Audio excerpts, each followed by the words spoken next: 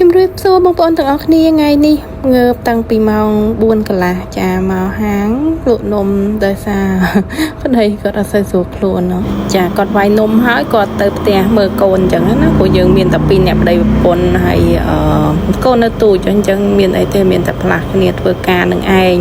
ឈឺដល់ហើយបងប្អូនមួយរយៈនេះភ្លៀងផងអីផងអត់ល្អប្រាប់បងប្អូនទេគ្រាន់តែនិយាយឲ្យបងប្អូនស្ដាប់លេងអញ្ចឹងណាចាឈឺតាំងពីកូនរហូតដល់ប៉ារហូតដល់ម៉ាក់ចាតគ្នាហ្មងណា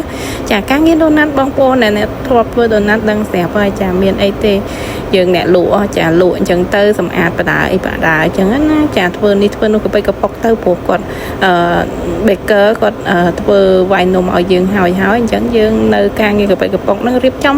នឹងឯងចាបោះជូតរៀបចំចុះឡើងដាក់នំបន្ថែមហ្វីលនំរៀបចំនំពេលភ្ញៀវមកច្រើនយើងមានស្រាប់ឲ្យភ្ញៀវអញ្ចឹងណា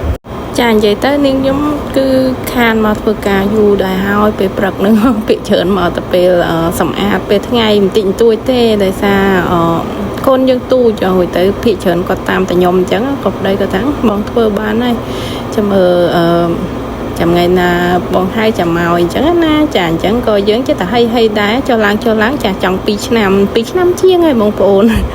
ធ្វើការដូចអត់ធ្វើការយ៉ាងឯងចាមកសម្អាតទៀតចាការងារមុខហើយយើងឆ្លៀតមកសម្អាតក្រោយចាបន្ទាប់មកយើងចេះតែបោះជូតនឹងឯងមើលការងារណាព្រោះខ្ញុំគាត់ឆាប់ចេញទៅពីព្រលឹមអញ្ចឹងខ្លាចបើដល់ម៉ោងបើគឺយើងអត់អាចចេញទៅបានទេអញ្ចឹងគាត់ចេញគ្រាន់តែរួចដៃភ្លាមគឺចេញទៅហ្នឹងដោយសារយើងកូននៅទូចកូននៅគេងនៅផ្ទះយើងខ្ជិលលើកទៅលើកមកចាហ្នឹងហើយមានអីទេមានតែបោះសម្អាតនឹងឯងការងារខ្ញុំបន្ទាប់ពី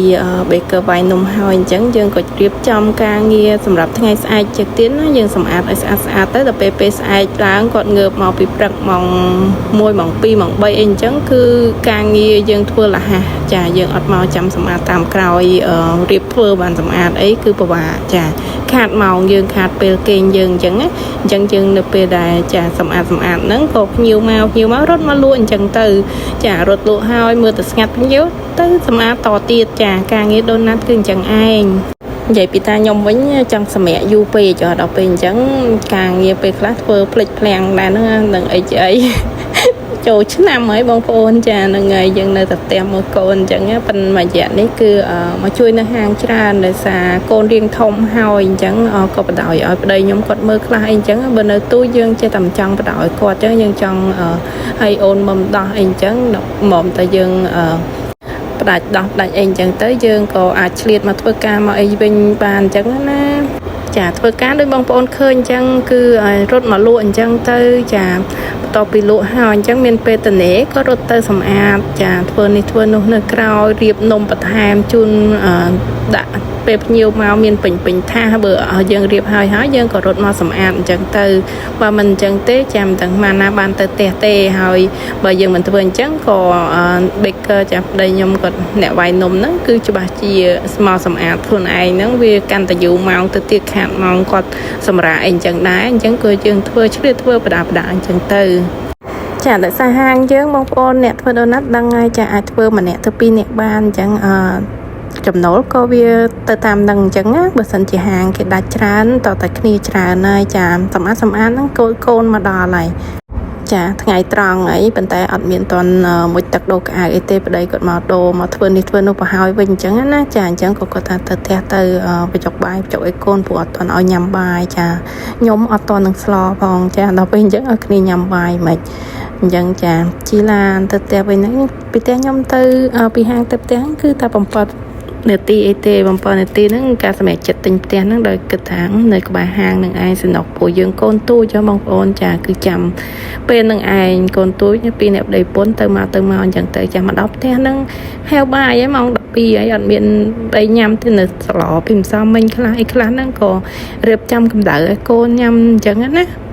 អត់តន់មានស្លថ្មីអីទេចាស្លសល់ហ្នឹងក៏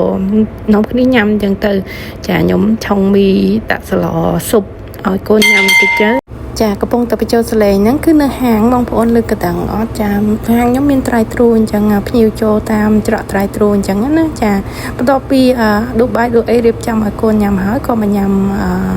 ចាខ្លួនឯងខ្លះដែរមានស្លការីនៅសល់ហ្នឹងហើយនឹងញ៉ាំមីបន្តិចសល់ពី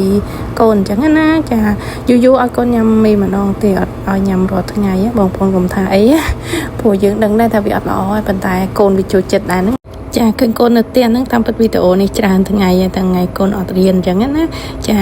តែបានកាត់ផុសឲ្យបងប្អូនឲ្យថតអញ្ចឹងទៅថតចាស់ហើយតតែមួយថ្ងៃពីរថ្ងៃក្រោយមកទៅបានកាត់ផុសអញ្ចឹងចាបន្ទាប់ពីញ៉ាំអីហើយក៏មកសម្អាតចក្រានបាយបន្តិចបន្តួចចាដើម្បី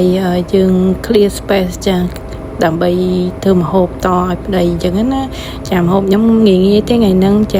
ចាញោមត្រីឆ្អាចាលក្ខណៈថាត្រីឆ្អាហ្នឹងយកពីបងស្រីមកទៀតអត់មានសុំទេយកមកហ្មងបើកទូគេឃើញចាគឺចាប់ម្លែករបស់គេយកមកពាក់កណ្ដាលចាអញ្ចឹងយើងញោមជាមួយស្វាយហ្នឹងស្វាយអាកាំងវារៀងផ្អែមអញ្ចឹងខ្ញុំដាក់តាមអំបិលបន្តិចហើយនឹងប៊ីចេងហើយញោមជាមួយនឹងជីចាគឺឆ្ងាញ់ល្មមបន្ទាប់មកស្រស់បន្លែខ្លះញ៉ាំជាមួយនឹងទឹកម្រេចចាដោយសារដូចខ្ញុំថាអញ្ចឹងគាត់រៀងតមអាហារមើលថែសុខភាពខ្លួនឯងដែរព្រោះមួយរយៈហ្នឹងដូចសុខភាពរៀងយ៉ាប់ជឿនដែរអញ្ចឹងតើតើយើងខំប្រឹងមើលថែបន្តិចចាអញ្ចឹងយើងញ៉ាំអាហារណាដែលរៀងអត់សូវប៉ះពាល់សុខភាពយើងអញ្ចឹងណាចាធ្វើឲ្យហ្នឹងក៏ឆ្លៀតមករៀងចានចាឆ្លៀតមករៀងចានហើយក៏ទៅសម្រាប់ល្ងាចបន្តិចអានេះបានមកធ្វើម្ហូបពេលល្ងាចអញ្ចឹងណាចាទៅសម្រាប់គេងលក់មួយសន្ទុះដែរណាបងប្អូនពួកយើងងើពីព្រលឹមដែរចាខានងើពីព្រលឹមយូរអញ្ចឹងរៀងបាក់បៀដែរចាស្លខ្ញុំថ្ងៃនេះគឺស្លម្ជូរចាម្ជូរពេញប៉ោះជាមួយស៊ូគីនីចាស៊ូគីនីហ្នឹងរបៀបដូចតឡាចដូចឃ្លោកស្រុកជើងចឹងដែរចាប៉ុន្តែខ្ញុំដាក់ជាមួយនឹងម្ទេសផ្លោករៀងច្រើនហើយមិញមុនហ្នឹងគឺអួតចាគឺសិតតែរបស់ទូកកត្រីហ្នឹងក៏យកមកពីស្រុកខ្មែរដាក់ក្នុងទូកកអញ្ចឹងទៅហើយមានកពឹសបន្តិចយកមកពីស្រុកខ្មែរដែរហើយមានម្រះព្រៅដាំតាំងឆ្នាំមុនដាក់ទូកកចោលអញ្ចឹងណាចាកំពង់តាលៀងហ្នឹងគឺម្រះព្រៅអញ្ចឹងយើងយកមកស្លអញ្ចឹងចានៅតែធម្មតាហ្នឹងបងប្អូនយើងញ៉ាំនៅស្រុកអាមេរិកនេះគឺចារបស់ពីច្រើនទូកកនឹងឯងទម្លាប់ខ្ញុំព្យាយាមកាត់បន្លែកាត់ហាន់បន្លែលាងបន្លែមុនដើម្បីកុំឲ្យវាឆ្អាបអញ្ចឹងណាយើងរៀបចំបន្លែអីមកសេតស្អាតហើយបានយើងធ្វើគ្រឿងឆ្អាបចាប់ដើមលាងត្រីឯងបងប្អូនលាងត្រីទឹកទី1ហ្នឹងលាងជាមួយទឹកធម្មតាទី2លាងជាមួយអំបិលទី3លាងជាមួយនឹងទឹកខ្មេះហើយទី4ហ្នឹងនេះយកក្រូចឆ្មាមកជូតសម្អាតពីលើទៀតហើយទី5លាងជាមួយអំបិលម្ដងទៀតចាហើយបានលាងទឹកសម្អាតចុងក្រោយព្រោះតែយើងដាក់ទូកកពីស្រុកខ្មែរមកអញ្ចឹងពេលខ្លះគឺវាឆ្អាបមែនតើចាហើយក៏មានពងត្រីខ្លះដែរដាក់ពីស្រុកខ្មែរមកខ្ញុំស្រស់ពងត្រីនឹងជាមួយនឹងទឹកក្តៅគឺច្រើនទឹកមែនតើចាដើម្បីកាត់បន្ថយភាពឆ្អាបអញ្ចឹងពីមុនមកខ្ញុំអត់សូវចេះស្លទេស្លម្ជូរស្លតែចេះតែឆ្អាបប៉ុន្តែដឹងវិធីមួយពីបងប្អូនមកចាហ្នឹងហើយខ្ញុំក៏ស្លទៅឡើងឆ្អាបហើយអាសាស្លមែនតើឥឡូវហ្នឹងពី3ថ្ងៃស្លម្ដងព្រោះកូនជួយចិត្តញ៉ាំមកពី3ថ្ងៃស្លម្ដងពី3ថ្ងៃស្លម្ដងគាត់តែយើងដូរបន្លែដូរអីអញ្ចឹងទៅចាវិធីស្លរបស់ខ្ញុំហ្នឹងគឺដាក់ដាំទឹកឲ្យពុះបងប្រហុកបងខ្ទឹមបងអំបិលបន្តិចហើយបានដាក់ត្រីចូលពេលដែលដាក់ត្រីហ្នឹងគឺអត់កូរវាទេទុកចាំរហូតតតែទឹកពុះទៅយើងកូរវាតែអញ្ចឹងឆ្អាបហើយបងប្អូនចាផ្លេចមុនដាក់ត្រីហ្នឹងក៏ដាក់គល់ស្លឹកគ្រៃហើយនឹងម្ទេសកាត់ឆ្អាបដែរបងប្អូនញ៉ាំម្ទេសដាក់ម្ទេសអញ្ចឹងទៅប៉ុន្តែខ្ញុំកូនទួយអត់ដាក់ទេបន្ទាប់ពីទឹកពុះអីអញ្ចឹងមកយើងក៏បង់បន្លែបង់ម្ជូរអីអញ្ចឹងទៅចាអ្នកល្ងាចញ៉ាំឲ្យបងប្អូនមើលបន្តិចចាឡំជូរខ្ញុំគឺមួយចានបឹបចាស្រូបបាយហ្នឹងឯងចាបើចង់កុំឲ្យឆ្អាបភាគច្រើននៅពេលដែលយើងដាក់របស់ឆ្អាបទៅគឺយើងកុំអាប់កូរវាទុកឲ្យវាមកពុះកញ្ជ្រោលសិនចាំយើងចាប់ដើមកូរអញ្ចឹងណាបានវាកាត់បន្ថយភាពឆ្អាបខ្លះដែរព្រោះខ្ញុំស្លបែបហ្នឹងទៅគឺវាយើងអាចញ៉ាំបានពីមុនមកឲ្យតែស្លឆ្អាបអញ្ចឹងចាំពីមុនអត់សូវស្លទេតែឥឡូវស្លញឹកមែនតែនអរគុណច្រើនដែលតាមដានមើលវីដេអូរបស់ខ្ញុំរៀងវែងបន្តិចឯងបងប្អូនប៉ិនសឹងតែពេលវេលាមួយថ្ងៃរបស់ខ្ញុំហើយទៅបានប៉ុណ្ណឹងអរគុណ